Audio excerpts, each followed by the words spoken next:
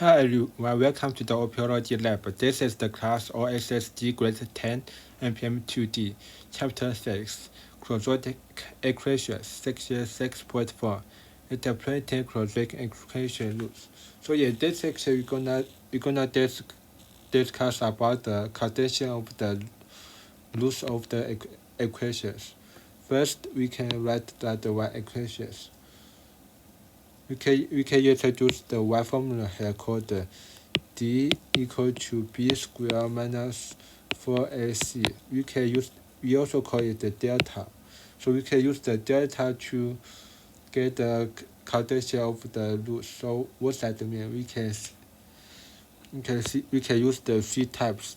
The type 1 is when delta greater than 0. The second one is delta equal to 0, and the third one is delta smaller than 0. So the type 1 is when delta equal to 0, we can get the exact two roots, x1 and the x2, and they are not same. So on the graph you can write that.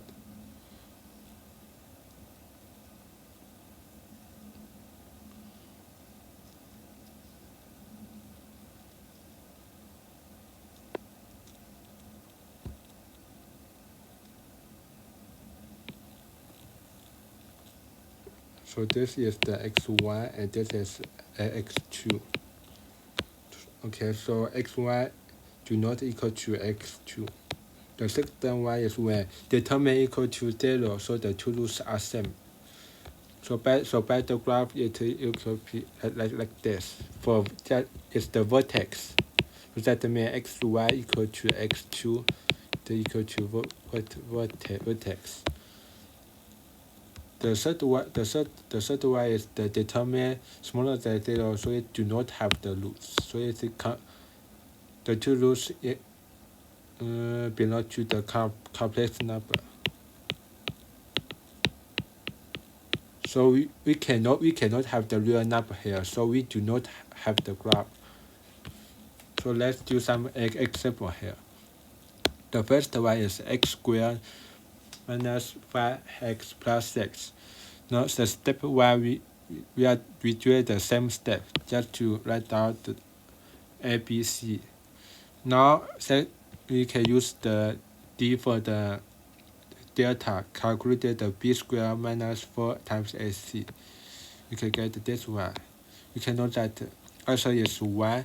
Is the 1 greater than 0? So that means they have the two roots are do not same.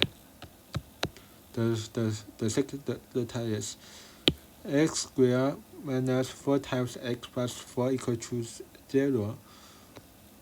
First, write out the three ABC. The second one we can write out for, we can get one form as to -4 squared minus 4 times 1 and 4. We can get the final answer 0. So it's equal to 0. So that means there are two roots for x1 equal to x2. So that's the vertex.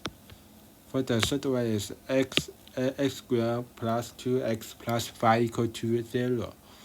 Okay, the a equal to 1, b equal to 2, c equal to 5.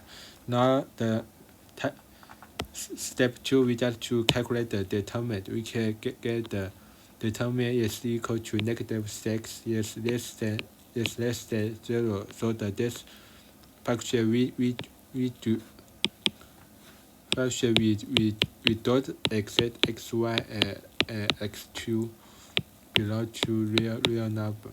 Okay, that's the end of the section.